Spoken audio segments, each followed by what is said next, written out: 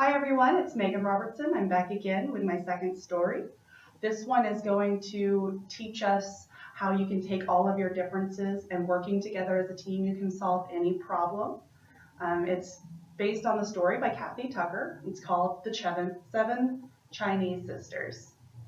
Once upon a time, there were 7 sisters who lived together. They took care of one another and loved one another. They had shiny black hair and sparkling eyes, and they all stood straight and tall, except for the 7th one, who was a baby, but she was a baby. They were all very different. The first one could ride her scooter as fast as the wind. The second sister knew karate.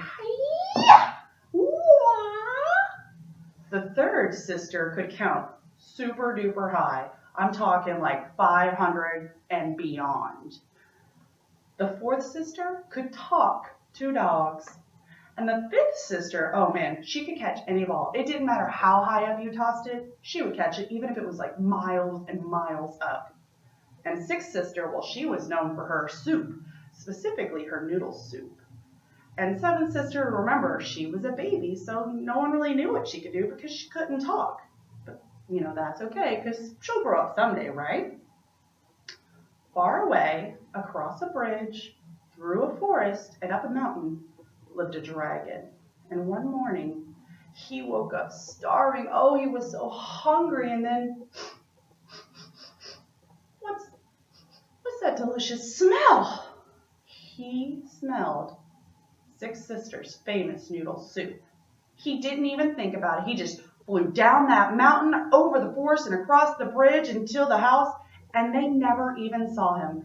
First sister was busy polishing her scooter, and second sister was practicing for her black belt. Third sister was counting grains of rice, as you do. Fourth sister was having a really cool conversation with a stray beagle that she had run into.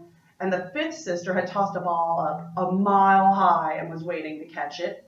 And the sixth had to go get more noodles for her soup. Seventh sister was just crawling around on the kitchen floor, hanging out.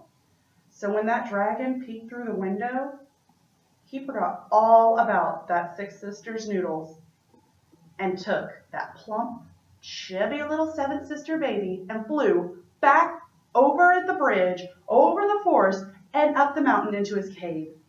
He set her down. I mean, it was just for a second. He had to get salt. How can you eat a baby without salt? When she said her very first word ever, "Help! Help!" The 6 sisters noticed that she was gone, and when all of a sudden they heard, "Help! Help!" "Oh no, 7th sister is in trouble," said first sister. "We must save her. All the sisters, grab on, hold on really tight while I hop on my scooter, and we'll fly up there and we'll get him."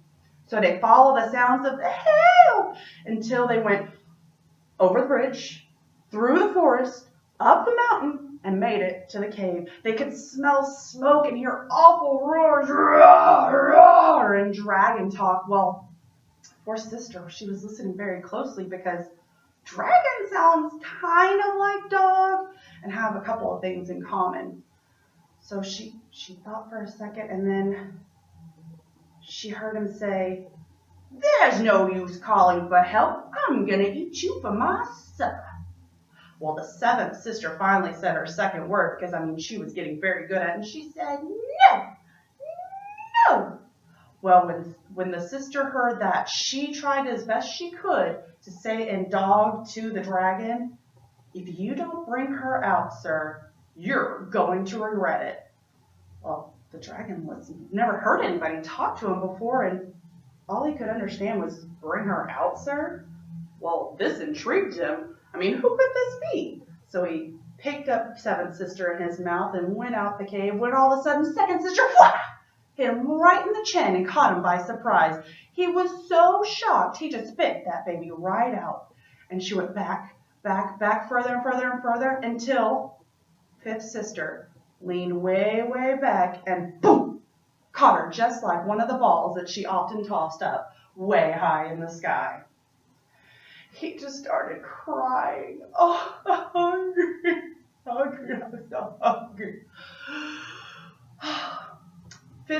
Fourth sister could definitely understand that because hungry was the same in dragon as it was in dog, and She looked at him, and all the other sisters looked at him, and they could see that, oh, he was so skinny, and they could tell he had to be so very hungry. And they promised him, they said, Dragon, we're going to take baby back down the mountain because she's had a long day. She's very tired, but I promise you, we will bring you some noodle soup tomorrow. We are going to help you out. So all the sisters grabbed back onto first sister's back as she started to go back down the mountain. When they got to the forest, and they were like, oh no, what are we going to do? We only knew how to get through here because we heard the helps. How are we going to get back home? That's when third sister came to the rescue. Well, while we were driving through there, I just so happened to be counting the trees by twos, and we're going to need to go by about 500 trees, and then we'll be back to the bridge. So they all hopped back on the scooter and went down, and sure enough, she was right. So they scooted across the bridge and made it into the house and had a delicious bowl of soup. And as far as the seventh sister, when she finally grew up, her talent was that of a storyteller. And she always makes sure to tell this story first because it is her origin story. The end. I really hope you guys enjoyed this, and if you're interested in sharing this story or, maybe reading more, the illustrations done by Grace Lynn are very good, and I highly recommend checking it out from your local library if you're able to. I hope you have a good day. Thank you so much for listening.